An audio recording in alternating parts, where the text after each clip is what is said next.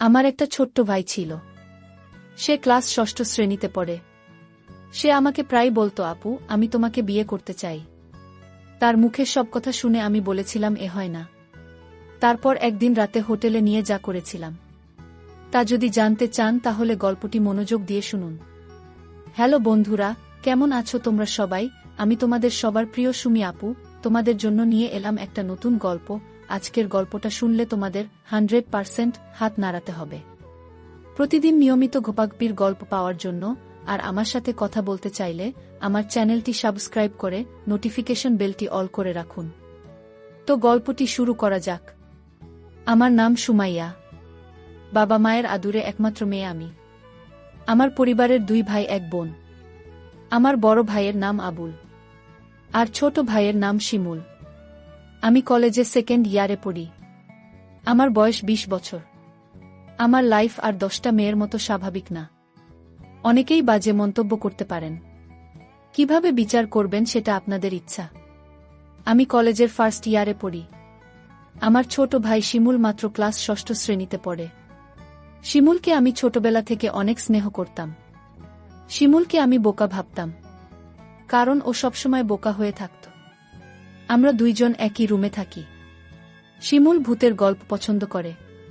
শিমুল যখন ছোট ছিল তখন আমি ওকে ভূতের গল্প পড়ে শোনাতাম। শিমুল ভূত এবং ভূতের গল্প ভয় পায়। শিমুলকে যখন ভূতের গল্প শুনতাম তখন গল্প শুনে ভীষণ ভয় পেত, কিন্তু তারপরেও গল্পগুলো শুনতে। কলেজে ওঠার পর আমার মনটা সব সময় অস্থির হয়ে থাকত। কলেজের ছেলেগুলো সবসময় আমার পিছনে লেগে থাকত। আমি কাউকে পাত্তা দিতাম না, কারণ আগে মনে করতাম আমার পরিবারের সবাই খুব সম্মানিত। আমার উচিত আমার পরিবারের সম্মানটা ধরে রাখা। একদিন শিমুল কোনো এক ভূতের ছবি দেখে মোবাইলে মুভি দেখেও ভীষণ ভয় পায়। এতটা ভয় পায় যে নিজের বিছানায় একা ঘুমাতে ভয় পাচ্ছিল। শিমুল আমার কাছে এসে রিকোয়েস্ট করে যাতে আমি ওর সাথে গিয়ে ঘুমাই।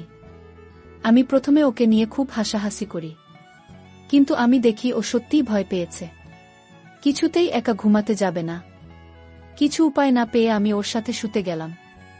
আমার উদ্দেশ্য ছিল এই যে শিমুল ঘুমিয়ে পড়লে আমি নিজের বিছানায় ফিরে আসে। অনেকক্ষণ হয়ে গেলে আমি ভাবলাম শিমুল ঘুমিয়ে পড়েছে। নিঃশব্দে ওর বিছানা ছেড়ে নিজের বিছানায় চলে এলাম। কিছুক্ষণ পর শিমুল ঘুম থেকে উঠে বসে। আমি দৌড়ে নিজের বিছানায় ছেড়ে ওর কাছে গেলাম। ভয়ে চিৎকার করছে। আমি শিমুলকে বললাম, কি হয়েছে তোর? শিমুল বলল, আপু, তুমি আমাকে রেখে অন্য রুমে চলে গেলে কেন? আমি একা একা থাকতে ভয় পাই। তাছাড়া আমি ভূতকে বেশি ভয় পাই। ও কান্না করা শুরু করেছে। আমি শিমুলকে সান্ত্বনা দিয়ে বললাম, লক্ষ্মী ভাই আমার, তুই আর কাঁদিস না। আমি কথা দিলাম কাল থেকে তুই আমার রুমে একসাথে ঘুমাবি। সত্যি বলছো আপু? কাল থেকে আমি তোমার রুমে ঘুমাব? হ্যাঁ, সত্যি বলছি। আমার ভাই একা একা রুমে ভয় পেয়ে কষ্ট পাবে, এটা আমি চাই না। আমি বুঝতে পারলাম ও ভীষণ ভয় পেয়ে আছে। আমি কোনো উপায় দেখলাম না। শিমুলের পাশে শুয়ে পড়লাম। শিমুল কিছুক্ষণ পরেও চিন্তা করে উঠল। আমি বললাম, কি হয়েছে শিমুল? শিমুল বলল, আপু, আমি ভূতের স্বপ্ন দেখেছি। শিমুল তখন ভয় পেয়ে গেল। আমি বললাম, আমি তো তোর পাশে আছি। শিমুলকে আমি যতখানি বোকা ভেবেছিলাম আসলে সে ততখানি বোকা না। এখন থেকে প্রতি রাতে শিমুল আমার রুমে ঘুমায়। একদিন রাতে শিমুল আমাকে এমন একটা কথা বলল যা শোনার পর আমার দম বন্ধ হয়ে আসছিল। ও আমাকে বলল, আপু, তুমি অনেক সুন্দর। আপু, আমি তোমাকে বিয়ে করতে চাই। আমি বললাম, বোকা তুই এসব কি বলছিস? আমরা বিয়ে করতে পারবো না। কেন আমরা বিয়ে করতে পারবো না? আমি বললাম, কারণ আমরা ভাই বোন। শিমুল জিজ্ঞেস করুন, ভাই বোন হলে কেন বিয়ে করতে পারবে না? আমি বললাম, যাদের মাঝে রক্তের সম্পর্ক আছে তারা একে অপরকে বিয়ে করতে পারে না। ধর্মে নিষেধ আছে, না মানলে পাপ হয়। শিমুল বলল, নবী আদমের যুগে তো তারা বিয়ে করেছিল। শিমুলের কথা শুনে চমকে উঠি। শিমুলকে জিজ্ঞেস করি, কে ওকে বলেছে এসব? শিমুল বলল, ওকে কেউ বলেনি, ও নিজে অন্য একজনের কাছ থেকে জেনেছে। শিমুল আমায় বলল, আপু, যদি বিয়ে করতে না পারো তাহলে আমি তোমার কাছে একটা কিছু চাইব। আমি বলেছিলাম, কি চাইবি বল, আমার কাছে থাকলে অবশ্যই তোকে দিব। শিমুল বলল, আপু, আছে তোমার কাছে, তুমি প্রমিস করো দেবে। আর যদি তোমার কাছে না থাকে তাহলে আমার কোনো আপত্তি নেই। আপু, আরও একটি কথা বলতে চাই তোমায়। তুমি কি জানো, আবুল ভাই প্রতিদিন রাতে মায়ের ঘরে যায় এবং কি করে তা কি তুমি জানো? আমি শিমুলের প্রতিটা কথা শুনে আমার বিরক্ত বোধ লাগছে। আমি শিমুলকে বললাম, আবুল প্রতিদিন রাতে মায়ের ঘরে গিয়ে কি করে বলতো? তখনও যা বলল আপু বাবা মায়ের সাথে যা করে দাদাও তা করে। আমি বললাম, তুই কিভাবে দেখলি? আমি আপনাকে বললাম তোমার বিশ্বাস হচ্ছে না। আমি ওর কথা বিশ্বাস করতে পারছি না। কারণ আমার সাথে কখনো মিথ্যা বলেনি, কিন্তু নিজের চোখে না দেখলে বিশ্বাস করা যাচ্ছে না। আজ বাবা বাড়ি নেই। শিমুলকে বললাম, আজ বাবা বাড়ি নেই। আজও আবুল দাদা মায়ের ঘরে গিয়েছে কিনা? শিমুল বলল, আবুল দাদাকে মার ঘরে ঢুকতে দেখেছে।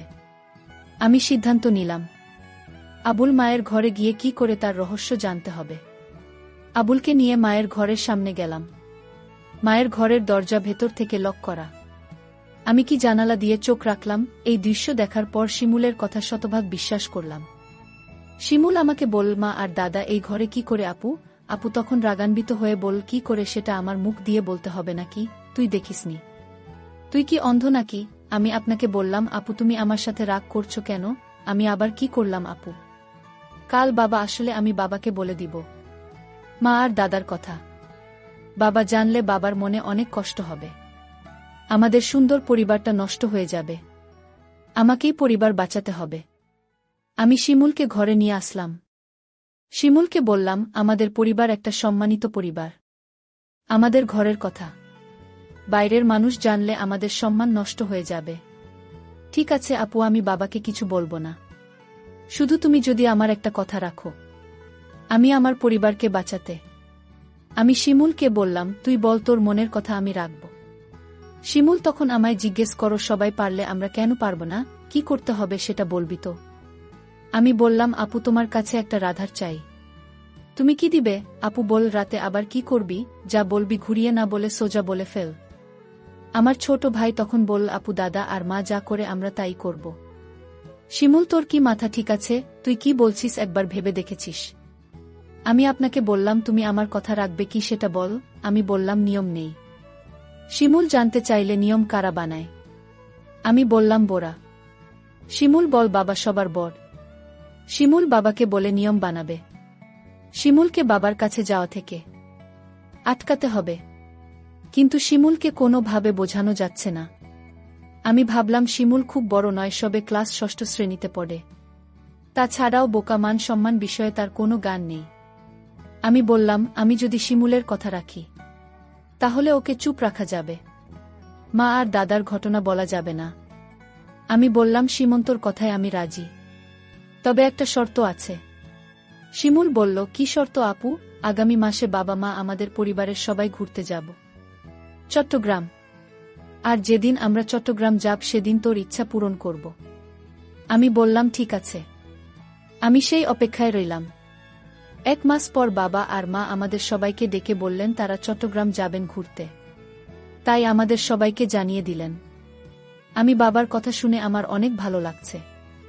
এতদিন পর আমার মনের ইচ্ছা পূরণ হবে। আজকের মতো আমি খুশি কোনোদিন হয়নি। আমরা চট্টগ্রামের উদ্দেশ্য করে রওনা দিলাম। তারপর চট্টগ্রামের এক হোটেলে গিয়ে আমাদের পরিবারের সবাইকে নিয়ে উঠলাম। শুধু 2টা রুম ভাড়া নিতে পারলেন। বাবা আর মা নিজেদের জন্য একটা রুম নিলেন, আর আমাদের 3 ভাই বোনের জন্য অন্য রুমটা দিলেন। আমরা সারাদিন চট্টগ্রামের দর্শনীয় স্থান ঘুরলাম।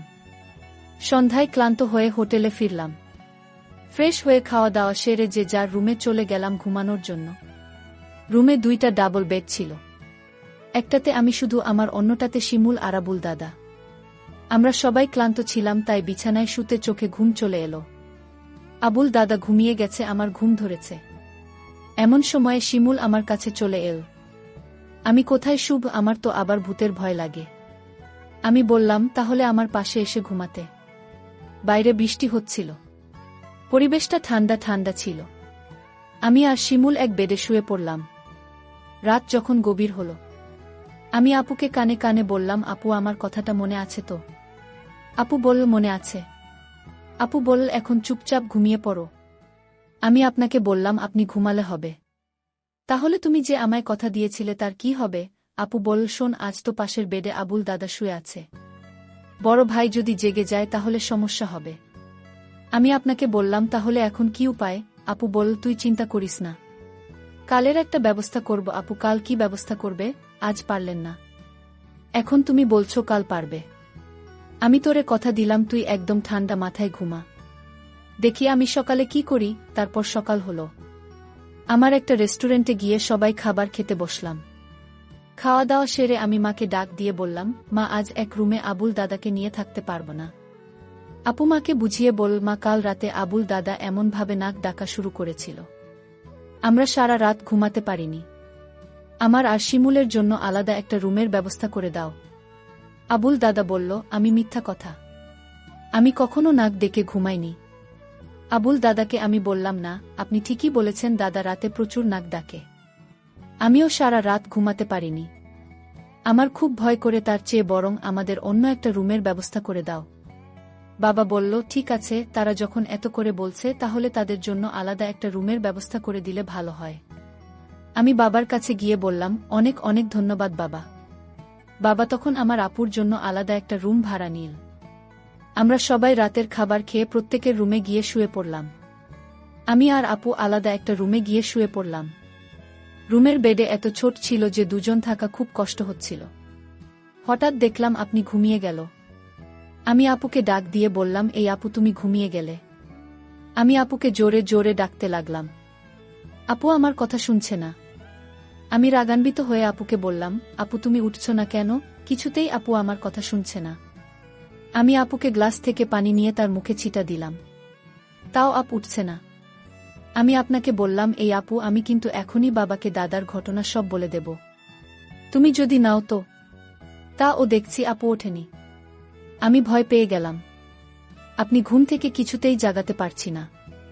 আমি আর কোনো উপায় না পেয়ে বাবাকে ডাক দিয়ে বললাম, বাবা, আপুকে এই যে ডাকছি, আপনি তো ঘুম থেকে উঠছে না। বাবা বলল, রাত অনেক হয়েছে, তোর আপন মনে হয় গভীরভাবে ঘুমিয়ে গেছে, যা তুমি শুয়ে পড়ো, সকাল হলে ডাকতে হবে না, এমনিতেই উঠে যাবে। আমি বাবাকে বললাম, বাবা, তুমি বিষয়টা বুঝতে পারছো না। আমি আপুকে পানির ছিটা দিলাম, তাও তো উঠছে না। মা তখন আমায় বলল, তুই কি বলছিস? মা তখন আমার সাথে আপুর রুমে আসলো। মা আপুকে ডাক দিল, কোনো সাড়া নেই। মা তখন চিৎকার করে উঠল, মা কান্না করা শুরু করে দিল, আমার মেয়ে আর বেঁচে নেই, ঘুমের ঘরে মরে গেছে, আমার কি সর্বনাশ হয়েছে। সবাই রুমে আসলো আর চিৎকার করে কান্না করতে লাগল। কিন্তু আমার মনে সন্দেহ ছিল না, না, আপু এভাবে মরতে পারে না। আমি এসব ভাবতে ভাবতে আপনার বিছানায় একটা চিঠি লক্ষ্য করলাম। চিঠিটা আমি খুলে পড়তে শুরু করলাম। চিঠিতে লেখা ছিল, শিমুর ভাই আমার, তুই আমাকে ক্ষমা করে দিস। আমি তোর কথা রাখতে পারিনি, কারণ দাদার ঘটনা দেখার পর থেকে আমার মন থেকে বাঁচার ইচ্ছা চলে গেছে। সেদিনই আমি সিদ্ধান্ত নিই, এই পরিবারে আমি বেঁচে থাকতে পারব না, কারণ যে পরিবারের সম্মান থাকে না, মায়ের কার্যকলাপ আমার কাছে ভালো লাগে না। আর তোকে আমি মিথ্যা আশা দিয়েছিলাম, কারণ আমি চেয়েছিলাম দাদা আর মায়ের বিষয়টা কেউ না জানুক। কিন্তু তুমি বারবার আমায় বলছিল, তোর কথা যদি আমি না রাখি তাহলে দাদা আর মায়ের কথা তুই বাবার কাছে বলে দিবি। আর আমি কোনো পাপ করতে চাইনি, তার চেয়ে বরং আমি উপরে চলে যাই। তুই যদি সত্যি তোর আপনকে পরকালে ভালো রাখতে চাস তাহলে দাদা আর মায়ের কথা কিছুতেই বাবাকে বলিস না। আমি আপুর চিঠি লেখা পড়ে আমি চিৎকার করে কান্না করছি আর বলছি, আপু তুমি একবার উঠে আস, আমি আর কোনোদিন তোমাকে কিছু বলবো না। তাও তুমি উঠে দাঁড়াও। কিন্তু মানুষ মরে গেলে কি আর জীবিত হয়? প্রিয় বন্ধুরা, গল্পটি ভালো লাগলে অবশ্যই কমেন্ট করে জানাবেন। আর নিয়মিত এমন আলাদা স্বাদের গল্প শুনতে ভিডিওটিতে লাইক এবং চ্যানেলটিকে সাবস্ক্রাইব করে সাথেই থাকুন। আর হ্যাঁ, নোটিফিকেশন বেলটি অল করে রাখবেন, যাতে পরবর্তী গল্প সবার প্রথমে আপনাদের কাছে পৌঁছে যায়। ধন্যবাদ বন্ধুরা, ধন্যবাদ সবাইকে।